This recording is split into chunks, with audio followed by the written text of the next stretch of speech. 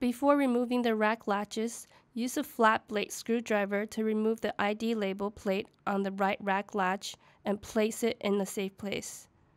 If the rack latches are assembled with a VGA connector or the front I/O assembly cable, disconnect the VGA cable and the front I/O assembly cables from the system board. Remove the screws that secure the cable retainer on the side of the server.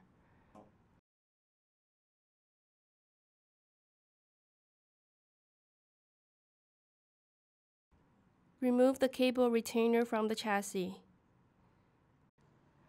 On each side of the server, remove the 2 screws that secure the rack latch. Remove the rack latch from the chassis.